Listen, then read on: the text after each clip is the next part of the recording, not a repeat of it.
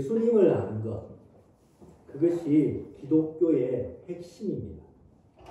복음은 바로 이 예수님에 대한 기쁜 소식인 것이죠. 그래서 성경은 처음부터 끝까지 이 예수님에 대해서 말하고 있습니다. 신앙을 가진다, 즉 믿는다라는 것은 다른 무엇이 아니라 예수님을 믿는다는 것입니다. 예수님을 믿는다는 것이 무작정 예수님을 믿는다라고 말하는 것은 아닐 것입니다. 예수님이 누구신지 알려주기 위해서 신약 성경에 4복음서가 기록이 되었습니다. 신약 성경의 이 4명의 사복음서 저자는 그가 예수님을 직접 경험하거나 경험한 이들의 증언을 바탕으로 예수님에 대해서 알려주기 위해서 이 복음서를 기록을 한 것이죠. 예수님을 믿는다는 것은 다름이 아니라 이 복음서의 이 저자들이 알려주는 바로 그 예수님을 믿는다는 것입니다. 그래서 우리의 믿음은 이 성경에 근거를 둔 믿음과 신앙이어야 한다는 것이죠. 이 복음서 저자들이 알려주고 있는 그 예수님이 아닌 다른 예수님을 믿는다면 처음부터 믿음의 길을 잘못 들어선 것일 것입니다. 그래서 믿음은 성경, 즉 복음서 기록자들의 증언에 뿌리를 내리고 있어야 하고 이 복음서가 보여주는 그 예수님을 믿어야 참된 믿음을 가지는 것이라는 것이죠. 우리가 잘 알고 있듯이 복음서는 마태, 마가, 누가, 요한 이 4명에 의해서 기록된 책입니다. 이 4명의 저자들은 각기 나름의 각도에서 예수님이 어떤 분이신지를 알려주고 있죠. 그래서 이 복음서 각각을 살펴보는 것도 의미가 있겠지만은 올해는 이 복음서 전체를 함께 보면서 예수님에 대한 이들의 증언에 귀 기울여 보려고 합니다. 복음서를 보면 예수님에 대한 믿음이 무엇인지를 분명하게 알려주게 되는데 오늘 이 복음서를 보면서 예수님에 대한 그 마음을, 믿음을 다시금 굳건하게 하고 혹 잘못된 믿음이 있다면 믿음을 새롭게 하는 은혜가 우리 모든 예번의 성도 가운데 함께 하시기를 예수님의 이름으로 축원드립니다. 이 예수님에 대해서 소개하는 자가 먼저 있었다라고 요한복음 1장 15절에서 얘기하고 있습니다. 여기서 요한은 세례 요한입니다. 세례 요한이 그에 대해서, 즉 예수님에 대해서 증언하여 외쳤다라고 얘기를 합니다. 우리가 이 가요 무대 같은 노래 프로그램 같은 것을 보게 되면 먼저 아나운서, 즉 사회자가 이렇게 소개를 하죠. 청중 여러분, 레이디 앤 젠틀맨, 다음에 나오실 분을 소개하겠습니다. 이분은 이러이러한 분입니다. 라고 그렇게 소개를 하게 되죠. 마찬가지로 세례 요한도 이렇게 얘기했던 것입니다. 여러분, 내 뒤에 오시는 분은 이런 분이십니다. 라고 자기는 내 뒤에 오시는 분을 소개하는 사회자라고 그렇게 얘기를 한 것이죠. 그런데 이상한 일이 일어났습니다. 아나운서 사회자였던 세례 요한이 오히려 더 주목을 받게 된 것입니다. 마태복음 3장 5절을 보게 되면 이때에 이제 세례 요한이 나타났을 때에 예루살렘과 온 유다와 요단강 사방에서 다 이 세례 요한에게 나왔다라는 것입니다. 온 이스라엘에서 세례 요한을 만나러 와서 문전성시를 이루었다는 것이죠. 세례 요한은 사람들의 주목을 받는 핫한 인물이 되었고 이 팬클럽이 생기기 시작했다는 것이죠. 요즘 우리나라에서 핫한 인물이 누구일까요? 가장 핫한 인물이 임영웅이라고 얘기를 들었습니다. 여기저기서 임영웅을 모셔가려고 난리가 아니라고 합니다. 임영웅이 나오는 프로그램에는 엄청난 광고가 붙고 매출이 급등한다고 하죠. 임영웅의 몸값이 유재석을 넘어서기도 했다는 얘기도 있습니다. 엄청난 아줌마 팬들이 이렇게 있는 것을 알 수가 있었습니다. 아마 이곳에서 계시는 분도 임영웅 얘기만 해도 막 가슴이 떨리는 분이 계실지 모르겠어요. 노래를 잘하긴 하더라고요, 임영웅이가. 지금 이스라엘에서 이 세례 요한이 바로 이렇게 대중의 시선을 한눈에 받고 있었다는 것입니다. 근데 이 세례 요한이 상당히 기이한 모습을 하고 있었습니다. 마태복음 3장 4절을 보게 되면 낙타 털옷을 입고 허리에 가죽띠를 띠고 메뚜기와 석청을 먹었다고 얘기를 하죠.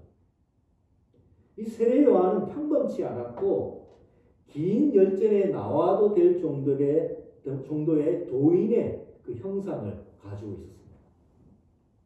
이스라엘 사람들은 세례 요한을 보통 사람이 아니야. 메시아이거나 적어도 최소 선지자일 것이라고 이 세례 요한을 믿고 여겼던 것이죠. 이 세례 요한의 복장은 구약의 엘리야의 모습과 마치 흡사했습니다. 이스라엘의 유명한 선지자가 엘리야였는데 그 엘리야가 어떤 모양을 가지고 있었냐면 털옷을 입었고 허리에 가죽띠를 띠고 있었다는 것입니다. 구약의 선지자들은 그래서 주로 털옷을 입고 다녔는데 이스라엘 사람들도 털옷을 입고 있는 사람들은 주로 선지자라고 그렇게 믿었던 것이죠. 이 세례 요한의 외적인 모습뿐만 아니라 이 세례 요한이 전하는 메시지도 평범하지 않았습니다. 세례 요한의 메시지는 분명했어요. 마태복음 3장 1절을 보게 되면 회개하라. 세례 요한은 왜 회개하라고 외쳤을까요? 바로 그 뒤에 나오는 말이죠. 하나님 나라가 가까이 왔기 때문이다. 그러니 회개하라 라는 이 메시지를 이스라엘 백성들에게 전했던 것입니다. 하나님의 나라, 천국이 가까이 임했는데 이제 곧 하나님 나라가 임하게 될 텐데 회개하지 않으면 하나님 나라에 들어가지 못하게 될 것이라고 세례 요한은 메시지를 전했던 것이죠. 이스라엘 백성들은 수백 년 동안 지배국의 식민지로 살면서 너무도 오랫동안 고통을 받아왔었습니다. 그래서 이스라엘 백성들은 하루라도 빨리 이 식민지 상태에서 벗어나는 날을 기대했던 것이죠. 즉 하나님이 다시 다스려주는 나라, 하나님의 보호와 혜택을 입게 되는 그 나라가 되는 날이 임하기를 이스라엘 백성들은 기다리고 있었던 것입니다. 그래서 이스라엘 백성들에게는 이 하나님의 나라가 치유와 위로와 회복의 날이었던 것입니다. 그것을 기다리고 있었던 것이죠. 근데 세례 요한은 이제 곧 이 하나님의 나라, 이스라엘 당신들이 기다리고 있던 이 하나님의 나라가 임하게 될 텐데 지금 삶을 돌이켜 회개해야만 하나님 나라의 백성이 될 수 있다고 그렇게 메시지를 강력히 전하고 선포했던 것입니다. 그래서 이 메시지를 들은 이스라엘 백성들은 이런 세례 요한의 메시지에 반응했고 자복하여서 세례를 받으러 세례 요한에게 나오게 되었던 것입니다. 이스라엘 사람들이 세례 요한에게 몰려가 죄를 고백하고 회개하며 세례를 받는 것을 지켜보던 사람들이 있었죠. 그들은 바리새인과 또 사두개인을 대표하는 이스라엘의 종교 지도자들이었습니다. 종교 지도자들은 이스라엘 백성들이 자신들보다 더 추종하는 인물을 좋게 볼 리가 없었을 것입니다. 그래서 이들 종교 지도자들은 조사단을 파견해서 세례 요한이 어떠한 인물인지를 알아보려고 했던 것이죠. 도대체 너는 뭐하는 사람이냐? 너는 뭐하는 사람인데 사람들을 이렇게 선동하느냐라고 그렇게 물어보았던 것입니다. 그러자 세례 요한은 망설임 없이 자신이 누구인지를 분명하게 알려주죠. 나는 메시아 그리스도가 아니요. 세례 요한은 대답했던 것입니다. 세례 요한이 이렇게 말한 것은 당시 이스라엘 백성들은 세례 요한을 메시아, 즉 그리스도로 믿고 있었기 때문입니다. 근데 세례 요한은 단도직입적으로 백성들이 나에 대해서 생각하는 것과 달리 나는 메시아는 아니다라고 그렇게 말했던 겁니다. 그러자 종교 지도자들이 다시 묻죠. 네가 메시아가 아니라면 그렇다면 너가 엘리야냐? 또 아니면 그 선지자냐? 라고 물어보았던 것입니다. 여기서 말하는 그 엘리야라고 물었던 것은 말라기 4장에 나오는 그 선지자를 얘기합니다. 우리가 말라기 선지자는 구약의 마지막 선지자입니다. 그리고 구약의 마지막 책이 이 말라기서이죠. 이 말라기서 4장에 말라기 선지자는 이렇게 예언을 했었습니다. 보라, 여호와의 크고 두려운 날이 이르기 전에 내가 선지자 엘리야를 너희에게 보내리니, 즉 하나님이 보내신다는 거죠. 그가 아버지의 마음을 자녀들에게 돌이키게 하고 자녀들의 마음을 그들의 아버지에게로 돌이키게 하리라. 즉 엘리야 선지자가 다시 와서 이스라엘 백성들의 마음을 하나님께로 돌이키게 하는 그러한 일을 일으킬 것이라고 말라기 선지자가 예언을 했던 것입니다. 말라기는 구약의 마지막 선지자였고 이 말라기 선지자 이후로 400년 동안 이스라엘에게는 선지자가 나타나지 않았습니다. 그런데 말라기 선지자는 하나님께서 언젠가 선지자 엘리야를 보내실 것이라고 예언을 했던 것입니다. 이스라엘 백성들은 말라기 선지자 이후로 오랫동안 선지자를 볼 수가 없었고 말라기 선지자가 예언한 그 엘리야가 오기만을 기다리고 있었던 것이죠. 그래서 그 선지자 엘리야가 나타나 이스라엘을 인도해 줄 날을 고대하고 또 소망했었던 것입니다. 그런데 세례 요한은 나는 바로 그 엘리야가 아니다라고 얘기를 했던 것입니다. 그렇다면 그 선지자냐라고 물었는데 그 선지자는 신명기 18장 모세가 말했던 예언했던 그 선지자입니다. 내 하나님 여호와께서 너희 가운데 너희 형제 중에서 너를 위하여 나와 같은 선지자 하나를 일으키려니 너희는 그 말을 들을지어다. 여기서 말하는 나와 같은 선지자 하나, 그가 바로 그 선지자입니다. 이스라엘을 출애굽시켰던 모세는 이스라엘을 위하여 나중에 후대에 나와 같은 선지자 한 명을 하나님께서 보내주실 것이라고 예언을 했었습니다. 이스라엘에게서 이 모세는 엄청난 인물이었죠. 모세는 이스라엘을 세운 건국의 아버지와 같은 인물이었습니다. 모세가 있었기 때문에 이스라엘이라는 나라가 가능할 수 있었던 것이죠. 이스라엘 백성은 모세가 예언했던 것처럼 모세와 같은 그 선지자가 나타나서 이스라엘을 로마로부터 해방시킬 제2 출애굽을 일으켜 주시기를 그렇게 기대하고 소망을 했던 것입니다. 그런데 이 세례 요한은 자신이 말라기 선지자가 예언했던 그 엘리야도 아니고 모세가 예언했던 그 선지자도 아니라고 얘기를 했던 것입니다. 종교 지도자들은 황당했어요. 너가 메시아도 아니고 엘리야도 아니고 모세가 말한 그 선지자도 아니라면 너란 놈은 도대체 누구냐? 도대체 네가 뭔데 이렇게 이스라엘을 소란스럽게 만드냐라고 그렇게 다그쳐 물었죠. 그러자 세례 요한이 대답합니다. 나는 소리일 뿐이요. 광야에서 외치는 소리일 뿐입니다. 세례 요한은 자신을 주의 길을 곱게 하라고 광야에서 외치는 자의 소리라고 그렇게 자기를 소개했습니다. 예전에 우리나라에서 왕족이나 귀족이 행차를 하게 되면 앞에서 길을 여는 사람이 있었습니다. 이 사람을 구사라고 불렀어요. 구사. 길을 비켜라. 누구의 행차니라. 이 큰 소리로 외치는 소리뿐이었죠. 당시로는 말단의 천직에 해당하는 자였습니다. 세례 요한은 자신을 바로 구사처럼 누구의 행차를 알리는 소리꾼이라고 그렇게 소개를 했던 것입니다. 세례 요한은 자신의 정체성을 분명하게 밝혔어요. 나는 메시아가 아니라 진짜로 오실 메시아를 알리는 사람일 뿐입니다.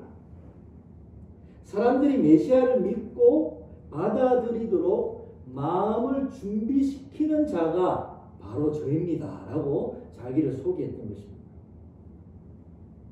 그렇다면 세례 요한이 사람들이 메시아를 받아들이도록 그 마음을 준비시키는 것이 무엇이었을까요? 바로 회개하라는 것입니다. 회개하라. 그리고 그 회개의 결단과 증거로 세례를 베풀었던 것이죠. 세례 요한은 왜 회개를 이렇게 강조했을까요? 세례 요한은 특별히 당시 종교 지도자였던 바리새인과 사두개인에게 더욱 혹독하게 회개를 외쳤습니다. 마태복음 3장 9절을 보게 되면 세례 요한은 회개에 합당한 열매를 맺고 속으로 아브라함이 우리 조상이라고 생각하지 말라라고 촉구를 했습니다. 세례 요한이 이렇게 종교 지도자들이 회개할 것을 외쳤던 이유는 분명했어요. 당시 이스라엘은 종교적 행위가 대단히 많이 이루어졌었습니다. 예루살렘 성전에서는 매일 제사가 열렸죠. 그래서 당시 예루살렘을 가게 되면 피냄새가 진동했을 것이라고 학자들은 얘기를 합니다. 또 이스라엘 백성들은, 특히 종교 지도자들은 율법을 지키기 위해서 철저한 종교적 행위를 했었습니다. 누구보다도 이 종교 지도자들이 열심히 종교적 율법을 지키는 종교적 행위를 했던 것입니다. 이 바리새인이라는 이 말뜻이 열심히 있는 자라는 뜻을 가지고 있죠. 근데 문제는 이들이 외적으로는 종교적 열심이 있었지만은 내면적으로는 욕심과 기독권 유지에 혈안이 되어 있었던 것입니다. 이들이 회개할 것은 다름이 아닌 위선과 교만이었던 것이죠. 겉으로는 종교적 열심이 많은데 실제적인 삶은 욕심과 자기 이익에 몰두하고 있었던 그 위선이 있었던 것입니다. 이런 위선을 회개하지 않으면 예수님이 와도 메시아가 와도 소용이 없다는 것입니다. 실제로 예수님도 이들의 위선을 비판했을 때 결국 이들이 어떻게 했습니까? 예수님을 십자가에 못 박혀 죽게 했던 것이죠. 또 세례 요한은 우리 조상이, 즉 너희의 조상이 아브라함이라고 생각하지 말라. 즉 조상이 아브라함이기 때문에 당연히 구원받을 것이라고 믿고 있는 그 교만을 지적을 했던 것입니다. 구원은 혈통이나 외적 종교적 열심으로 얻을 수 있는 것이 아니라고 분명히 얘기를 한 것이죠. 너희들이 아브라함의 자손이고 율법에 열심을 보인다고 해서 마치 잘 믿고 있다라고 착각하지 말라라고 그 교만을 지적을 했던 것입니다. 근데 이 세례 요한의 경고는 예수님 당시뿐만 아니라 지금도 유효합니다. 위선은 위험합니다. 위선은 교회 생활과 일상생활이 분리가 되고 종교적 행위와 평소의 행위가 분리되고 격차가 나는 것입니다. 단절이 일어나는 것이죠. 예배당에서 교회에서는 경건한데 일반 사회생활에서는 별 다를 바가 없는 것. 이것이 위선이라는 것입니다. 또한 종교적 행위, 즉 예배당에서는 열심히 했으니 나는 잘 믿고 있다라고 여기는 이 교만도 위험하다는 것이죠. 나는 이렇게 열심히 할 바를 다 했으니 문제가 없다고 여긴다는 것은 착각이고 교만이 될 수 있다는 것입니다. 세례 요한은 이러한 위선과 교만을 회개하라고 촉구를 했던 것이죠. 나는 언제나 하나님의 은혜가 필요하고 변화가 필요한 존재, 즉 죄인의 태도가 필요하다고 얘기했던 것입니다. 언제나 하나님의 은혜에 대한 갈망과 나는 변화, 하나님 앞에 더 나아가 변화가 입어야 되는 존재임에 대한 겸손함이 필요하다라고 얘기를 한 것이죠. 세례 요한이 회개를 하라고 얘기했을 때 많은 자들이 회개하며 세례 받으러 세례 요한 앞으로 나왔습니다. 그런데 정작 회개가 필요한 이들은 세례 요한에게 세례를 받지 않았던 것입니다. 이것이 은혜의 아이러니, 역설이죠. 회개해야 될 사람은 회개 안 하고 회개가 필요하지 않은 사람이 더 회개하려고 했다는 것입니다. 바뀌어야 할 사람은 바뀜을 원하지 않는데 많이 바뀔 것이 없는 사람이 더 바뀌려고 노력한다는 것이죠.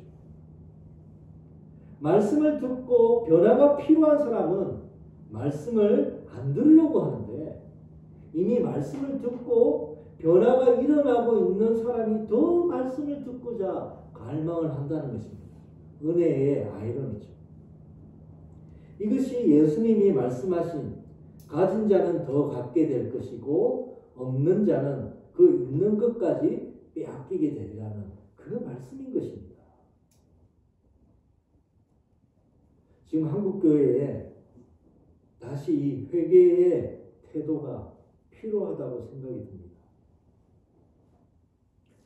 우리 한국교회가 욕을 먹는 이유는 세례 요한이 말한 것 같은 그 위선과 교만 때문일 것입니다. 2000년 전에 세례 요한이 말했던 그 지적이 지금도 동일하게 적용이 될 수밖에 없는 현실이 있는 것 같습니다. 교회가 부흥이 원한다면, 부흥되기를 원한다면 회개, 돌이킴이 먼저 일어나야만 합니다. 우리 한국교회 역사 속에서 1903년에서 1907년에 원산으로부터 평양에 이르기까지 대부흥의 역사가 일어난 적이 있었습니다. 그때 이 대부흥은 회개운동으로부터 비롯되었습니다. 사람들이 교회에 나와서 자신의 죄를 고백하고 회개하는 역사가 있었던 것이죠. 당시 우리나라 주권을 일본에게 뺏기게 되는 그런 굴욕적인 사건, 이 모든 것들이 우리가 하나님 앞에서 제대로 살지 못했기 때문이라고 백성들은 여기게 되었고, 예배당에 나와 나의 잘못된 삶 그리고 죄된 삶을 회개하고 용서를 구하며 하나님 앞에 새로워지기를 열망했던 회개운동이 당시 일어나게 되었고, 그 결과로 엄청난 부흥의 역사가 있었던 것이죠. 이런 회개의 삶의 변화가 일어나자 교회가 폭발적으로 부흥하기 시작했었습니다. 회개 운동이 일어나기 전 1903년도에 이 장로교와 감리교의 신도수는 고작 3만 명밖에 되지 않았습니다. 근데 회개 운동이 일어나고 난 뒤 1908년도에는 15만 명이나 되는 성도수로 성장하게 되는 일이 일어났던 것이죠. 3만에서 15만으로 고작 5년 만에 엄청난 대부흥이 일어났던 것입니다. 이런 부흥은 바로 그리스도인들이 자신의 삶을 돌이키고 회개하고 올바로 살겠다라는 이 회개로부터 가능했다는 것입니다. 한국교회는 평양 대부흥 운동 이후로 급속도로 부흥해서 엄청난 교세로 교회가 자라게 되었고 성장하게 되었죠. 교회 성장이 감사한 일이지만은 한편으로 위선과 교만도 함께 자라온 것 같습니다. 우리 한국교회처럼 종교적 열심이 특별한 곳이 없죠. 그리고 한국교회처럼 몇십만이 모이는 메가처치가 있는 것도 없을 것입니다. 지금 한국교회는 외적으로 엄청난 외형을 자랑하고 또 성장을 자랑할 만한 교회가 되었습니다. 그러나 실상은 어떨까요? 외적인 화려함과는 달리 교회가 믿지 않는 이들로부터 손가락질을 당하는 상황이 안타깝게 벌어지고 있는 것입니다. 교세와 종교적 열심이 정말로 제대로 믿고 있다라고 말해주는 것일까요? 교회가 커지고 성도수가 많고 교회당, 예배당에서 열심을 내는 것이 정말 제대로 믿고 있는 것일까요? 세례 요한의 메시지를 제대로 들어야 될 필요가 있다고 생각이 듭니다. 회개하라. 하나님 나라가 가까이 왔다. 주님이 오실 날이 가까이 왔다. 회개하라. 얼마나 오래 신앙생활 했는가? 모태신앙인가? 어떤 직분인가는 중요하지 않을 수 있습니다. 외적인 모양이 아닌 내면의 진정한 돌이킴, 회개가 일어나야 한다는 것입니다. 이 회개라는 것이 결심한다고 되는 것은 분명 아닐 것입니다. 회개는 제대로 된 하나님의 말씀이 들려져야만 합니다. 하나님의 말씀이 온전히 전해지고 그 말씀대로 그 하나님의 뜻대로 삶을 돌이켜야 하는 것이죠. 평양 대부흥도 그렇고 종교개혁도 하나님의 말씀, 이 성경을 올바로 듣고 읽는 것으로부터 시작되었습니다. 말씀을 보니, 성경을 읽으니 내 삶이 제대로 된 것이 아니다는 것을 깨닫고 내가 죄인이라는 걸 깨닫고 용서를 구하고 회개하는 역사가 일어났던 것입니다. 그래서 세례 요한은 회개에 합당한 열매를 맺으라고 그렇게 촉구를 했습니다. 세례 요한은 그 합당한 열매가 다름이 아니라 두 벌 옷이 있는 자는 옷 없는 자에게 나누어 줄 것이요 먹을 것이 있는 자도 그렇게 하라. 세리들은 부과된 것 외에는 거두지 말고 근인들도 강탈하지 말고 거짓으로 고발하지 말고 받은 금류를 족하게 여기라 라고 회개에 합당한 열매가 바로 이런 것이라고 이스라엘 백성들에게 그렇게 강력하게 메시지를 전했던 것입니다. 세례 요한의 이 회개에 합당한 열매를 요약하자면 두 가지로 말할 수 있습니다. 그것은 정직과 돌봄이었습니다. 정직하게 행하라. 그리고 연약한 자를 돌보라. 이것이 바로 회개에 합당한 열매라고 얘기를 했던 것이죠.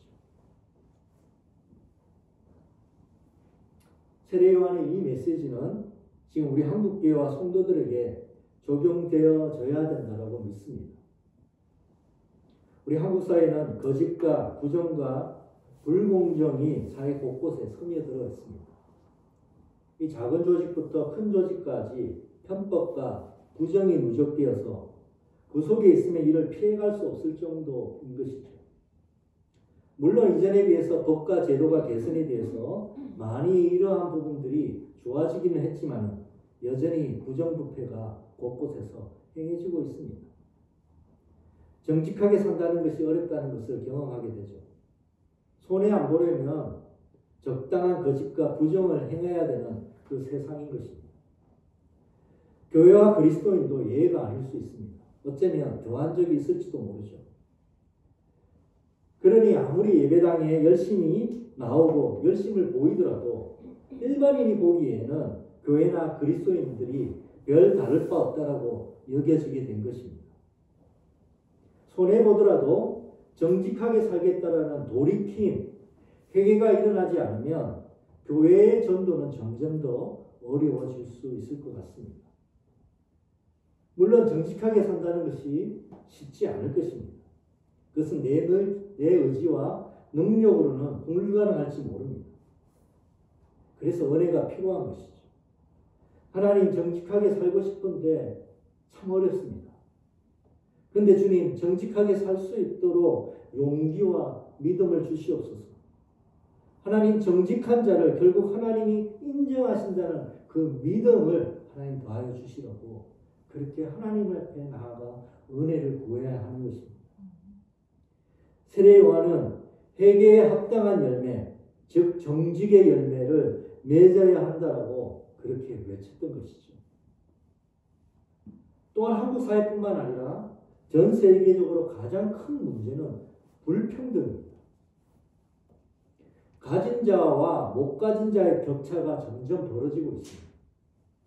이로 인한 갈등과 소외가 심해지고 있는 사회적 갈등을 현실을 보고 있죠.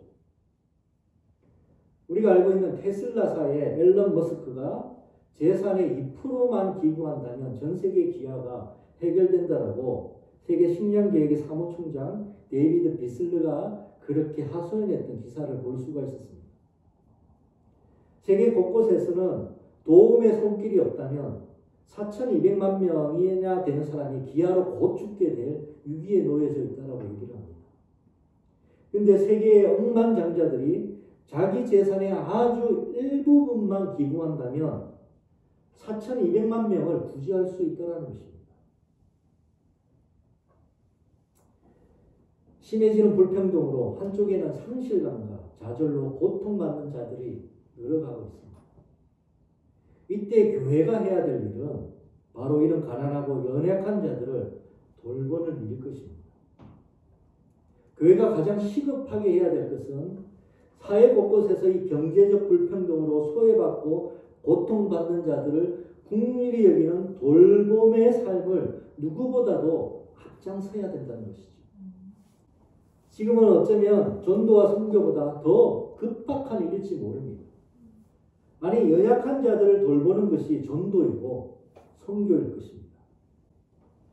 세례 요한은 바로 회개에 합당한 열매, 돌봄의 열매를 맺으라고 그렇게 메시지를 전했던 것이죠. 이 시대에 선교가 일어나는 가장 좋은 방법은 연약하고 소외된 이들을 돌보는 일이라고 믿습니다. 바라기는 저와 우리 교회를 포함해서 한국교회와 성도들이 세례 요한이 전한 이 메시지를 온전히 다시금 듣게 되기를 기도합니다. 회개에 합당한 열매, 정직과 돌봄의 열매를 맺게 되기를 기도합니다. 그래서 교회들이 세례 요한처럼 세상에 그리스도가 오실 길을 준비하는 역할을 잘 감당하게 되었으면 좋겠습니다.